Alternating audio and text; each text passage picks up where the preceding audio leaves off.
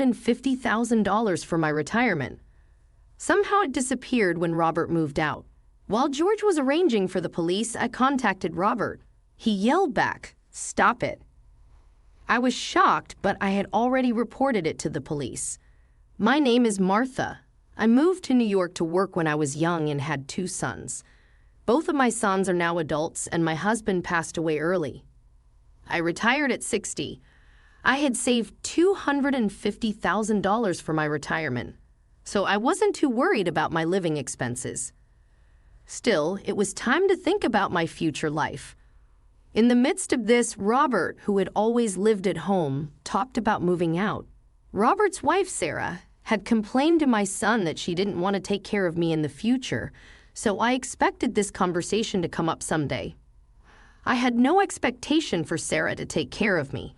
In fact, Sarah couldn't do household chores or cook, so I had been doing everything for both of them. "Have you found a place to live?" "Not yet, but we plan to decide soon." "Let me know when you move. George and his family are planning to take me on a retirement celebration trip soon." "Got it? I'm saving money now, and once I have enough, I'll move out." I reported Robert's situation to George over the phone. George suggested, "Maybe you should install security cameras. Once they're gone, your house might become an easy target for burglars." "That's a good idea. The news always says that elderly living alone are easy targets." Additionally, the trip with George and his family was going to be for an extended period. I was indeed anxious about leaving my house unattended for a long time. I immediately purchased the security cameras that George had researched for me. They were due to arrive tomorrow. Little did I know how useful they would become later on. After a while since I heard about Robert and Sarah's plans to move, Sarah approached me about the moving expenses. "Martha, could we borrow some money for our moving expenses?"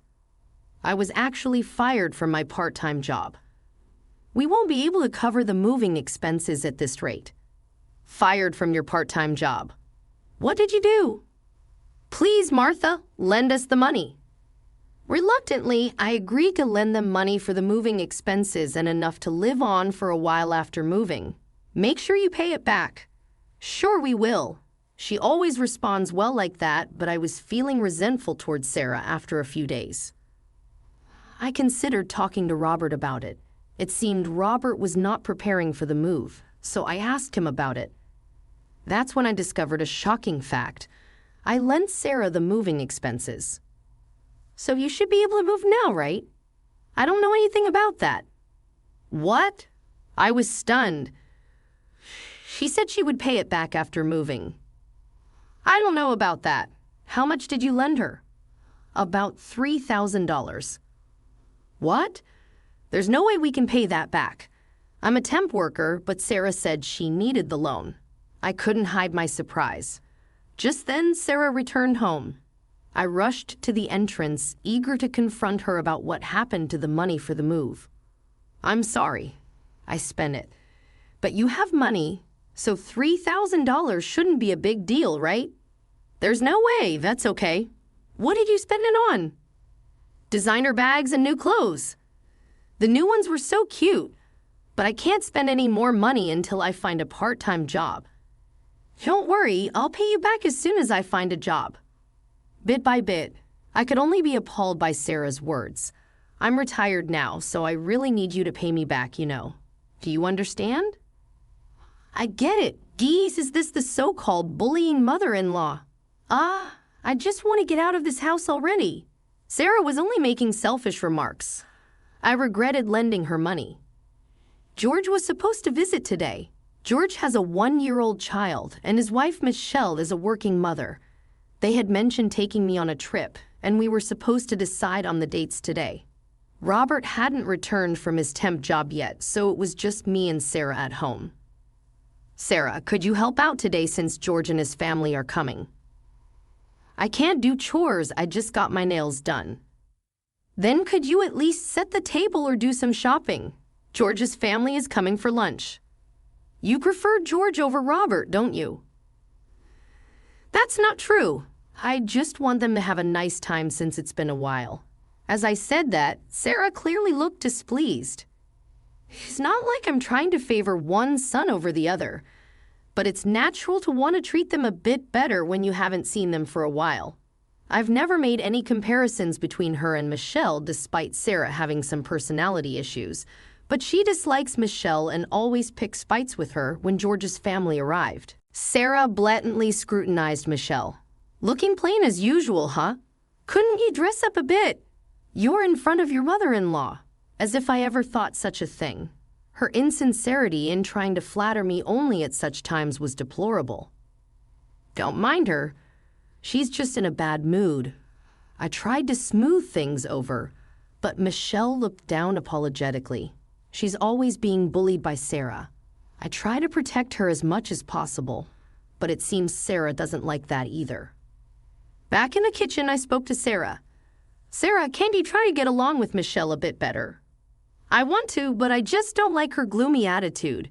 And please stop favoring her over me. I don't intend to do that. Is it because she has a child? Of course I'm happy about the grandchild, but I don't favor her just for that reason. Sarah glanced at me and snorted. I wonder if she understood. Why not let her help with this? Michelle has to take care of the child. So you do favor her because she has a grandchild. Hearing this, Sarah began to sulk and started relaxing with a drink, refusing to help at all. I wanted to tell her she wasn't a child, but I held back and let her do as she pleased. After a while, I heard the sound of a commotion between Sarah and George's family. Rushing over, I found Sarah drunk, trying to grab at Michelle. George was desperately trying to stop her. What on earth are you doing? I can't stand this woman. So what if she has a child? Is she looking down on me? Then Michelle apologetically said, Sorry, I didn't realize Sarah was so bothered by it, showing pictures of Lauren and all. I'm sorry, there's no need to apologize. Sarah is the one being unreasonable, getting angry and trying to grab Michelle. All of a sudden, it turned out the whole incident started with Sarah provoking George's family. Sarah, who had been drinking, started ranting incomprehensibly, and when Michelle remained silent, she flew into a rage. What do you mean I'm not in the wrong? I can't stand this woman or my mother-in-law. I've decided to move, and it feels so liberating. Sarah shouted angrily and began throwing dishes and glasses. In a panic, I moved Michelle and Lauren away from Sarah while George desperately tried to restrain her. Then Robert came home and was stunned by the mess in the room.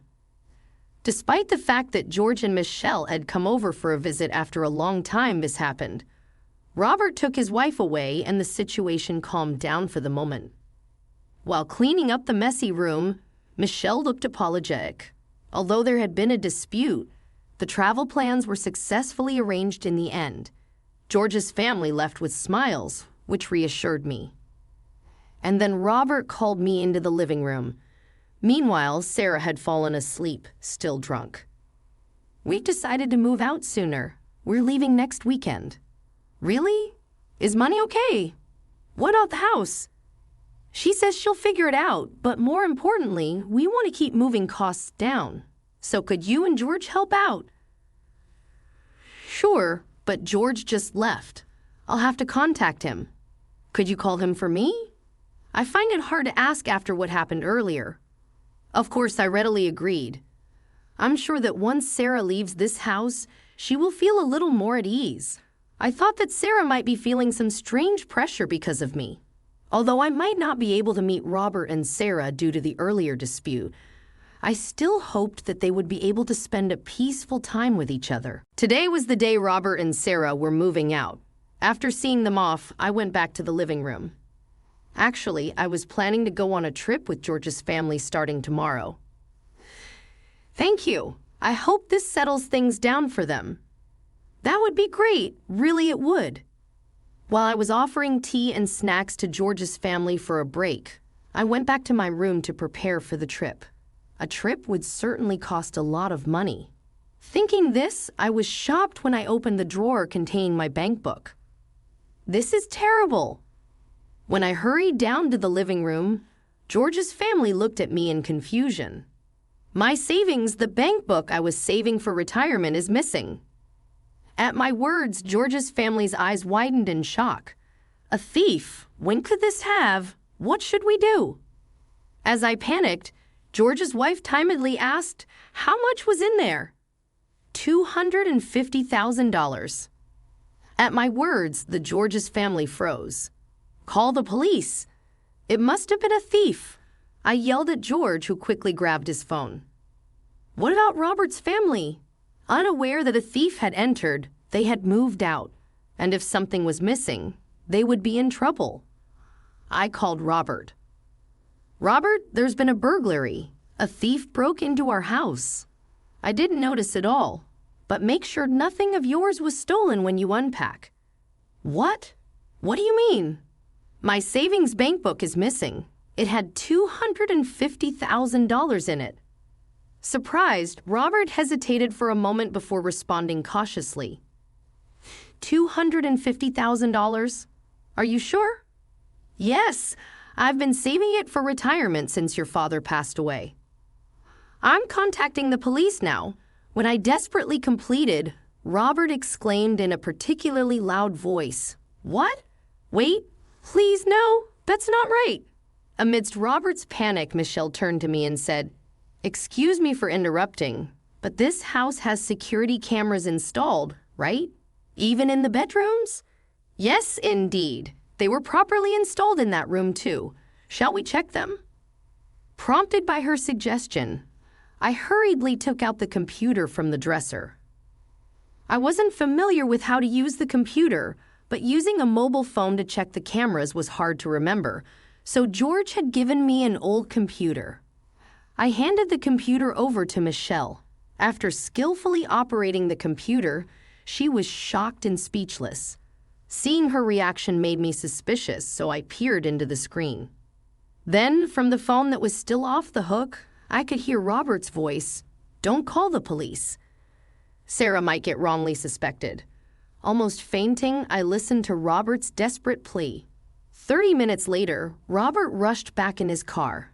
Facing Robert and his wife, anger began to simmer within me. Did you already call them? Just a minor misunderstanding, I'll explain. So please, let's not involve the police. I'm sorry, but I've already reported it. Now, can you explain what this is all about? As I said that, Robert looked sheepishly at his wife. Sarah, showing no remorse, turned away. I felt anger towards her. I heard this was a gift, but if you call the police, Sarah will get arrested. I'll return this, so can't you just forgive her? Saying this, Robert handed me a passbook. Withdrawals had already been made for moving expenses and apartment fees. This was what Sarah meant by handling the situation. The security camera clearly showed her taking the bank book from my dresser. This is my retirement money. Why would you take it without permission? As I confronted them, Sarah, standing next to Robert, snorted and insisted, It's only fair. I was treated horribly here, so I thought I'd take this as compensation. I've never treated you badly. I never forced you to do anything, and you always had 3 meals a day, didn't you? What are you unsatisfied with? As I said this, Sarah's face turned red and she glared.